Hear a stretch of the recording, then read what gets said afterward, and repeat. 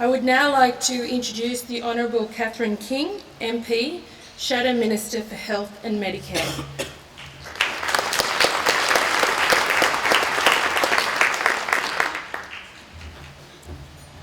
Thanks very much. You've done very well. There is a lot of speakers this morning, so I hope you've all managed to get some breakfast as well.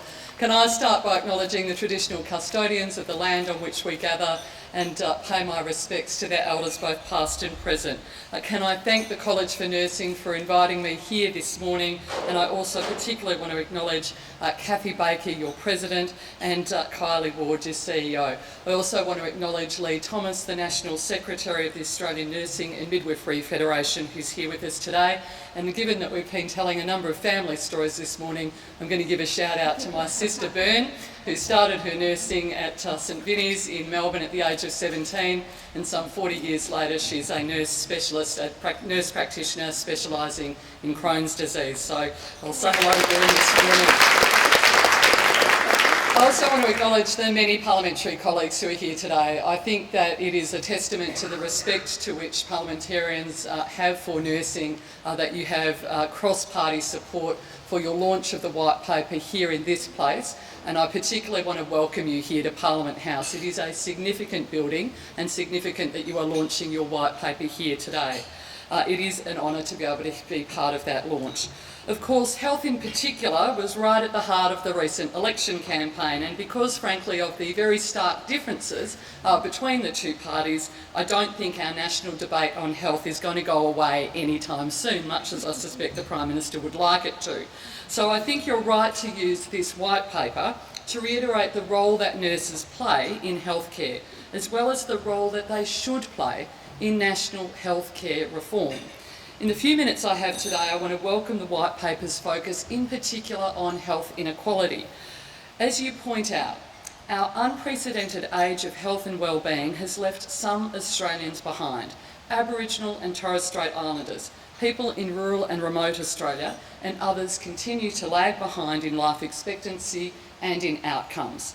I've said before that health inequality and social determinants that drive that will be a focus for Labor in this term. As you note, nurses are uniquely positioned to help address inequality, given that you are often the only providers in Indigenous and rural and remote communities. So I look forward to working with you on health inequality in particular. I also want to highlight the White Paper's call for, and I quote, a change in the nature of health and aged care politics. You say that governments must commit to and deliver on objectives that go well beyond election cycles. I could not agree with you more. What we have seen in recent years, frankly, is a boom and bust cycle in health reform. And as I have said before, there are some things in which the parties will always disagree, but there is more that we should be able to agree on. One way, which we proposed during the recent election cycle, was that we have a permanent Australian Healthcare Reform Commission. I think this should be something that government looks at. There should be an institution that is charged with driving healthcare reform across governments, across decades, beyond political parties. So I hope to be able to work with you, and hopefully the Minister, on establishing something similar. White papers are meant to spark discussion, and I do want to make one other point, and it was a point I think aptly made by Senator Di Natale as well. You are right to point out that the cost of health and aged care is increasing. It is always going to be the case when you have an ageing population, not necessarily that we have to accept continued increases in chronic disease. And of course you are right that we should aim to reduce inefficiency, duplication and fragmentation. But I don't think we should accept the mantra that spending more on health and aged care is a bad thing. As you point out, there are a range of cost drivers, including that a growing and ageing population is accessing more services of a higher quality. In my mind, that's actually a very good thing. We should also reject the premise that health spending needs to be offset every time by health cuts. Governments need to balance their books, but they can do that. They can do that and make choices about that across portfolios. So we should never accept that investing in our nursing workforce requires cuts elsewhere in our health system. There's much else in this white paper, but I haven't time to touch on this morning. But I see today as a chance to renew our relationships and our discussions, and a start of a new reform journey, one with nurses at its heart.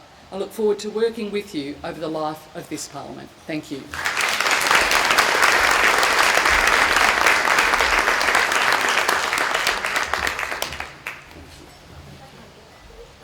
I'm so sorry. Why don't we do it down there?